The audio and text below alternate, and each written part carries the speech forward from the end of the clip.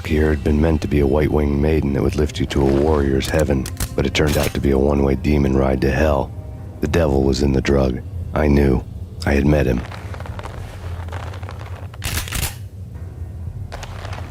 And now I was going to kill her. The queen of the underworld who had tried to lift herself a bit closer to heaven with her drug money. Oh, there you go.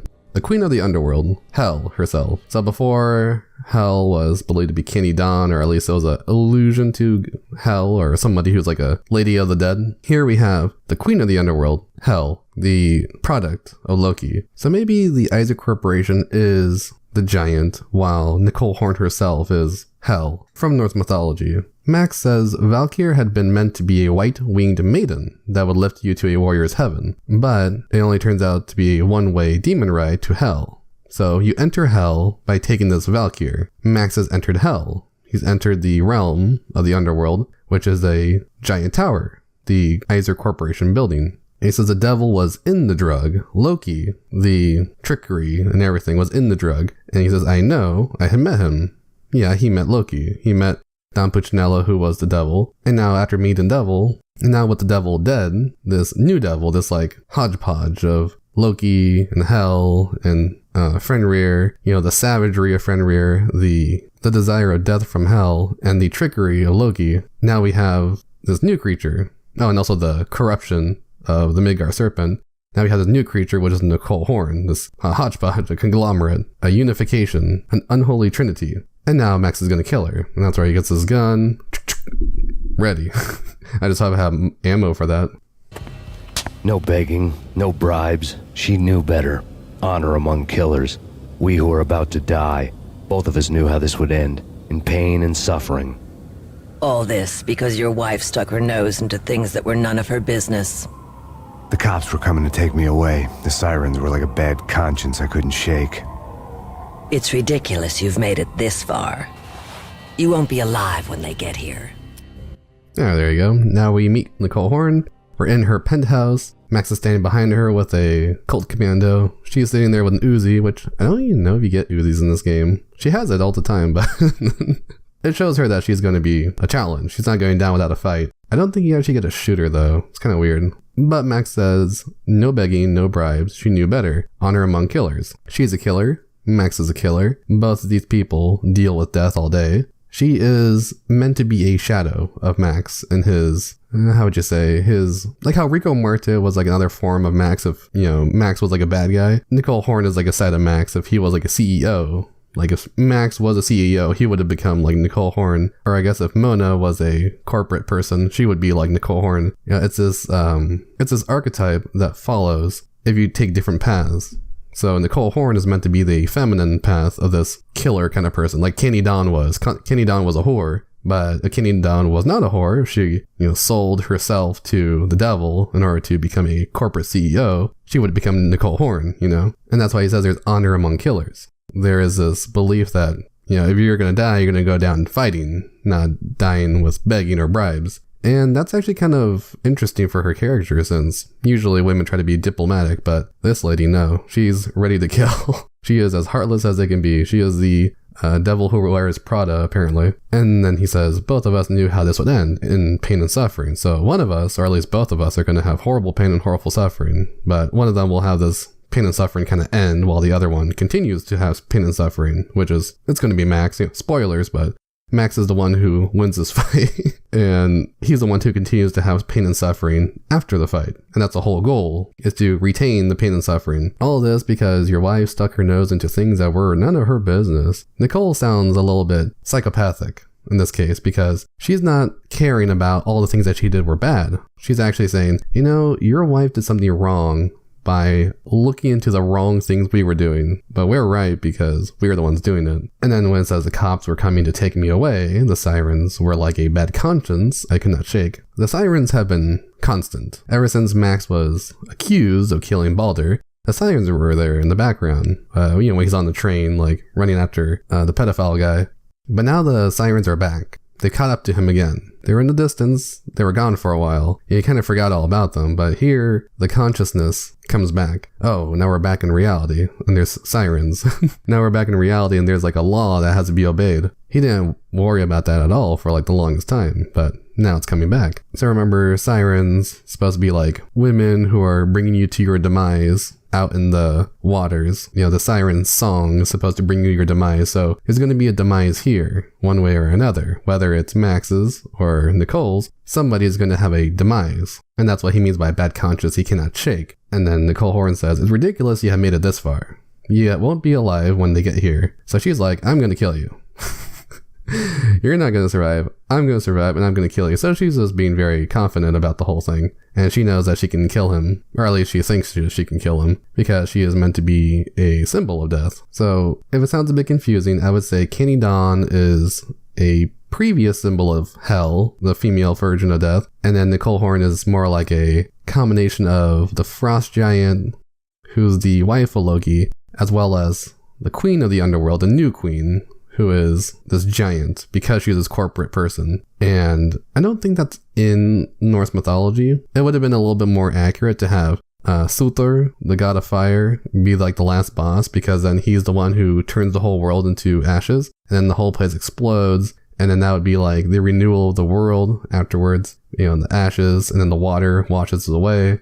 That would be a little bit more accurate to the mythology, but this is where it kind of deviates from the mythology to turn back into this noir story between Max and his own journey. So it's a good thing. I don't mind this one. Maybe they could have done more in the second game with this Norse mythology motif. You know, there's more to Ragnarok than meets the eye, but this is what they did with it.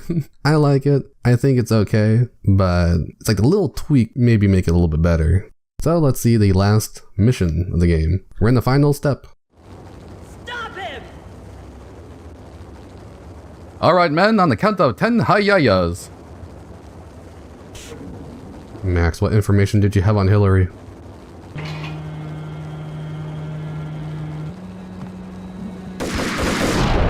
This took me a million tries because instinct tells me to jump to the right, but you're supposed to jump toward them to avoid the grenade. Little tip in case you want to play along. Get us back up now. Max Payne. That's me. This is futile.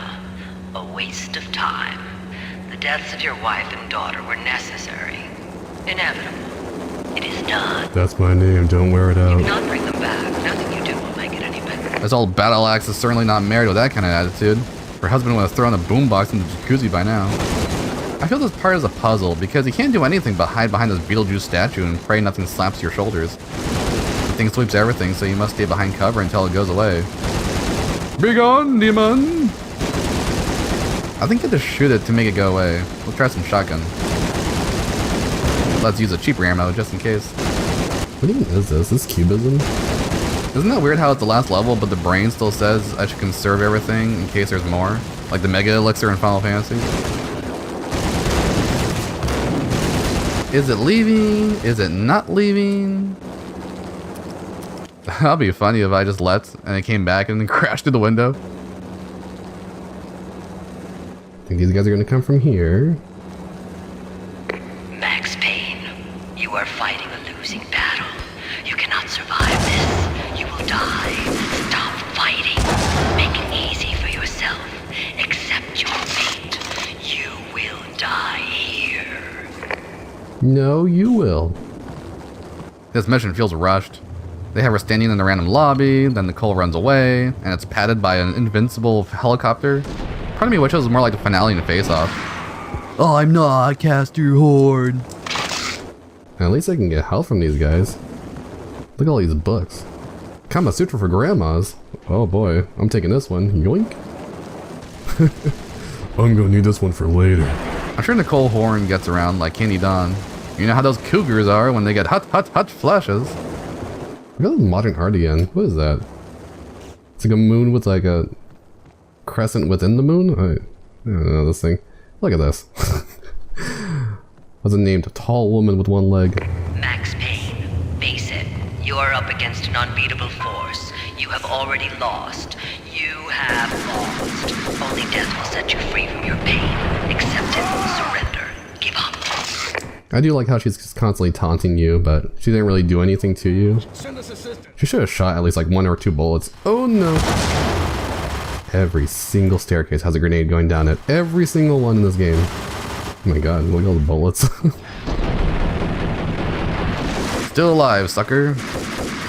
Wait for him to reload.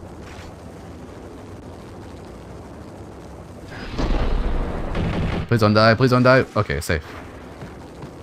They gave me 1,000,000 pills just to make me eat them all from that one stupid guy in the staircase.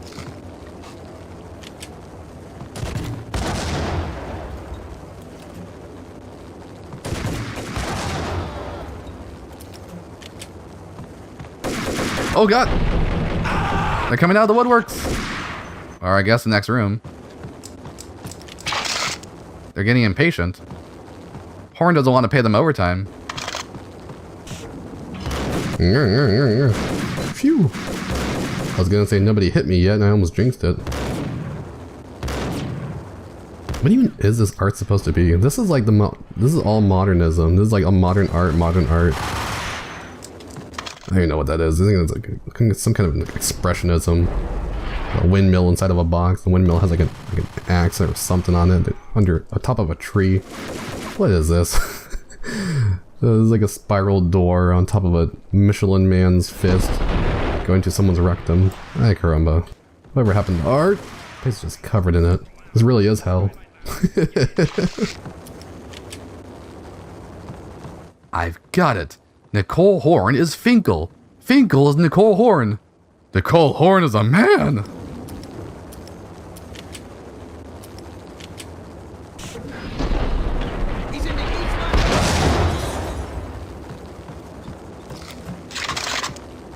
Maybe it would be better if Nicole seduces Max and she's all busty like that gothic Marilyn Monroe from Resident Evil 8.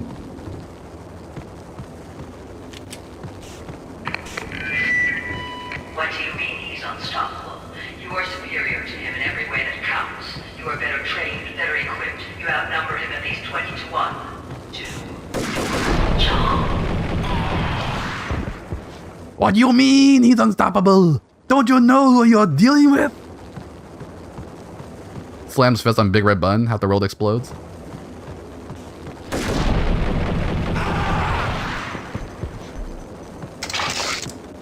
Place is rather giant, so better not take my chances. Have to go on my tippy toes. I do like these stairways though. They're very futuristic looking, even though it's just glass. Very 90s. I got some more bullet time. This game's shutting down my brain. This is how hard it is. My brains are shutting down. Max brain. Why is there a green map of the world in the background? It's like they track all the areas where they make the drugs spread to. First New York City, then the world. As long as no angry ex-cop comes back to seek revenge for their dead family. Oh wow, that's an Uzi. I thought it was a helicopter coming up the stairs. It flies around above me like Peeves the Poltergeist in those Harry Potter games. Was it worth opening? No, it was not. Was that even for? Nicole Horn uses it to check out other women's cleavage. Smithers, bring that woman to my office so I can have passionate lesbian sex with her. Sure thing, Mr. Burns. I mean, sure thing, Mrs. Horn. Oh, goodness. I hope she didn't throw a grenade. Please don't let there be more stairs. I can't take any of these grenades down the stairs anymore. It's a one-trick pony that was never funny in the first place. And this is the last part, on top of the tower. Roger that. Attempting to land now. It's gonna be tricky. Why, is Ahmed piloting? Boy, that thing sounds wobbly.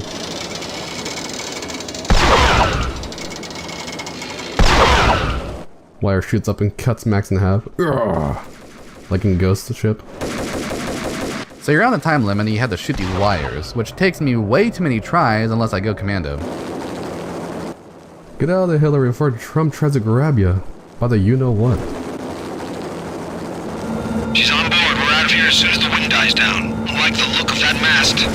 If you don't like the look of that mask, then UCL is stupid. I'm sorry, what? Excuse me, I just survived that? I saw red 3 times from one explosion and walked out of there as pristine as bottle of sunscreen during that one February riot. Liftoff in 45 seconds. Timber! There's that one employee inside who has the power to go out on him, and he just forgot to save. I was working 3 days on those files. 3 days! We're almost out of here. As long as that giant antenna doesn't crush us, we'll be free. Man, that's awesome.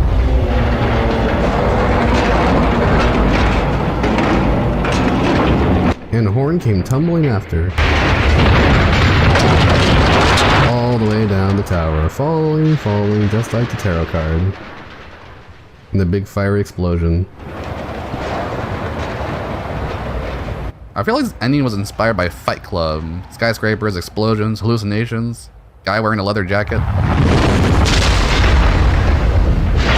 Woo, man, she ain't gonna be a Max Payne 2. I leave with a shotgun? That's not what I wanted. And now we're back to the beginning of the game when Max is looking over the wreckage. Well, we didn't see the wreckage. We just saw him up on the tower. Wait, that's not a shotgun, that's a grenade launcher. Up.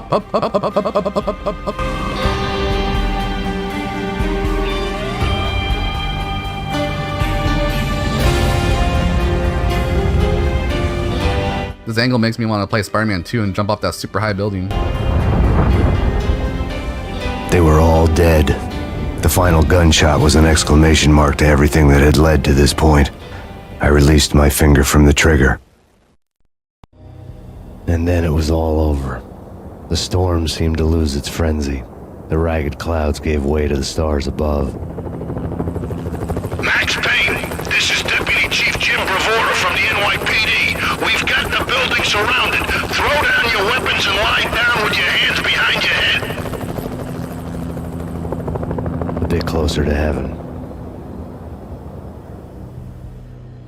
These are the last stills for the game. It was all over. The storm seemed to lose its frenzy. Ragnarok is now over. The storm, the chaos, the absolute destruction of everything is now gone.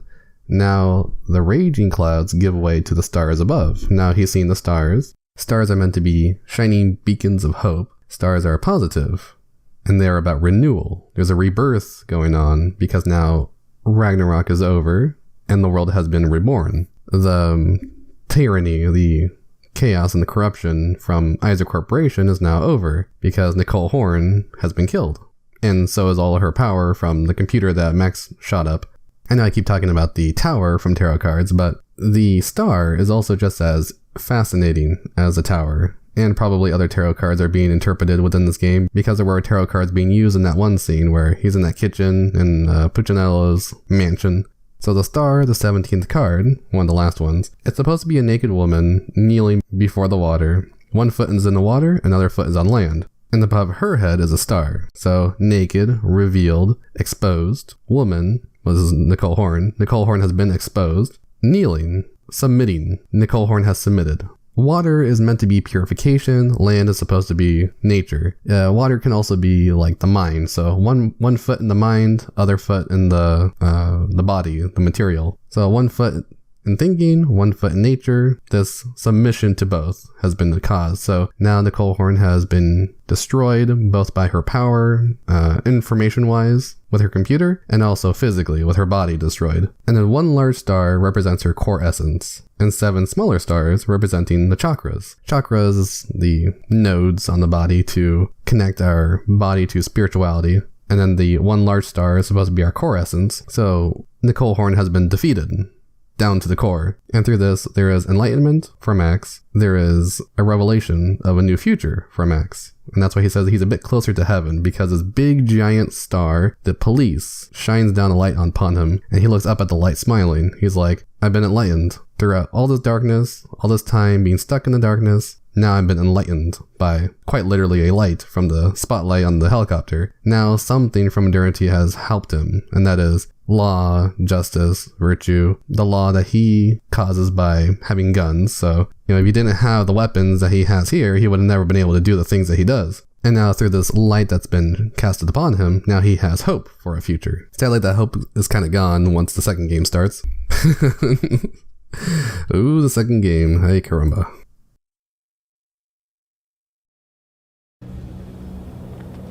The cops' voices were distant and muted. Freeze! NYPD! Hold it right there! My ghosts released me from their haunting. Down below, New York City glittered like diamonds on black velvet.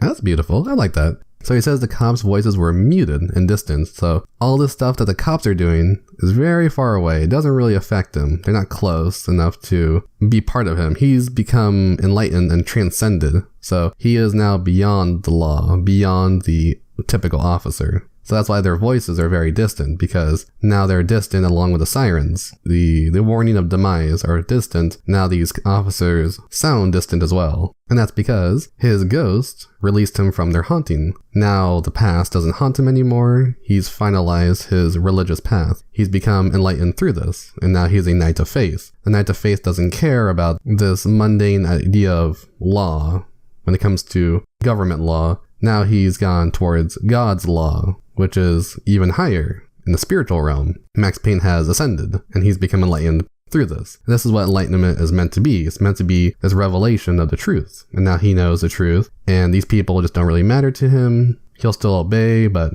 he's not going to fight against the police now. There's no reason to. And I guess you can say, to make it a little bit more clear for some people, now Max has entered this Jesus state of mind. He's like, all right, now I'm peaceful. Now I'm not going to fight back anymore. No reason to. And that is kind of similar to how Jesus, he got, crucified and stuff. The whole shebang. So now Max is going to go through the law to see what he did that was wrong. I don't think he gets arrested though. He doesn't go to jail, does he?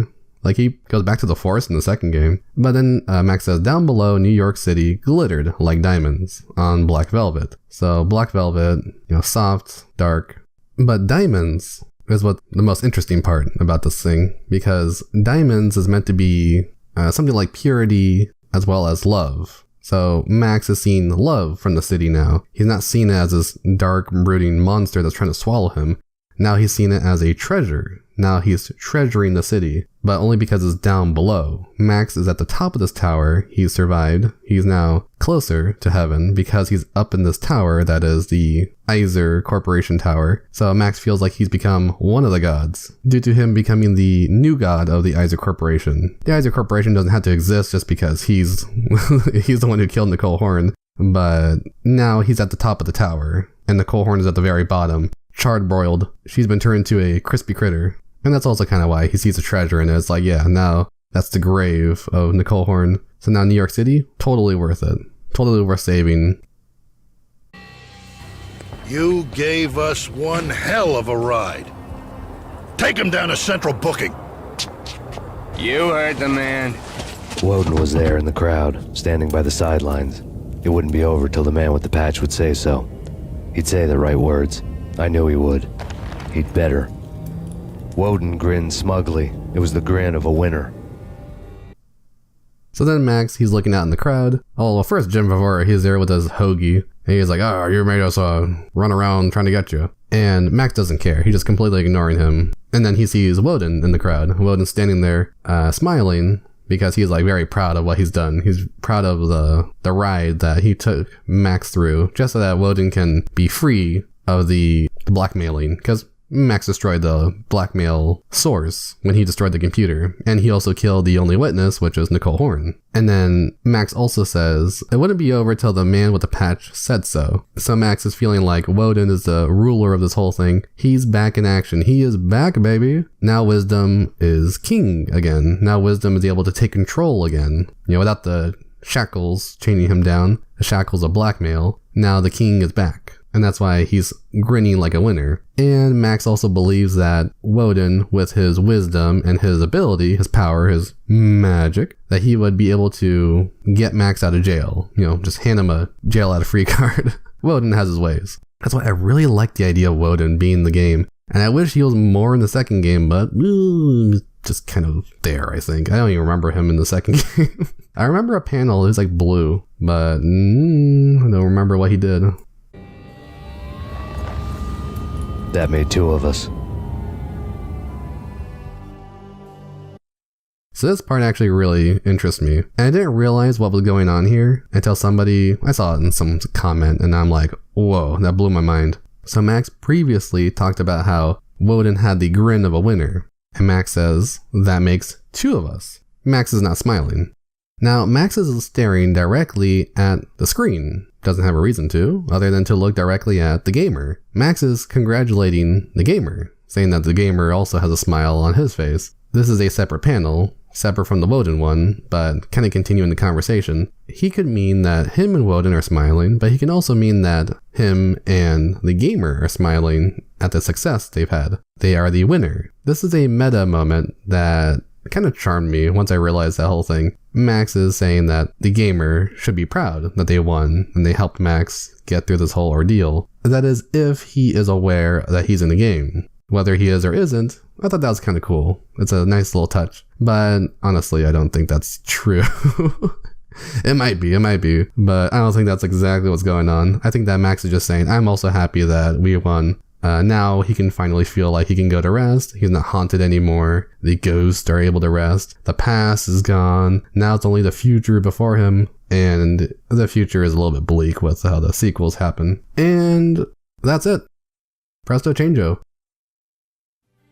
So that's the game. I'm gonna give a quick commentary during the credits, so feel free to like, subscribe, and click on the bell before you move on to something obviously better. This took a long time to make because I was learning how to edit footage and did this as a test run. You can see in the first few videos where it's incredibly dark and parts are all jumbled up. I'm thinking about redoing those when I gather everything up for a compilation. I wasted a lot of time back in 2022 trying to get each video to pretend that it's functional, and they came out really crappy. It wasn't until this year of recording the audio, 2024, that I decided to create an editing system, and now it's made in what I would say is an objectively better result. Everything after part 16 became a quest for time efficiency, and this is because it's a hobby, not a job. I'm not being paid for any of this, and I don't want to be paid. What I want to do is play a game, explain why it's amazing, give insight to how stories are made, and offer what little game design knowledge I have. Amazingly, I finished this project before the reboot could come out. With things like Alan Wake 2 sticking up the game market, I still don't have faith that they will make this game good. I had plans to do streams of games earlier this year, but I don't trust myself with that yet. As you can see from my ancient interest, I'm a boomer when it comes to these things, and I guess I'll do that once I hit 1,000 subscribers or something. All the more reason for you to subscribe, right? One final thing, my accent has changed, as you can hear, and this is the last project that will feature my old accent. For sticking around after the credits, this is your special Marvel-style stinger where I explained why. It's because I like this accent better. Thank you.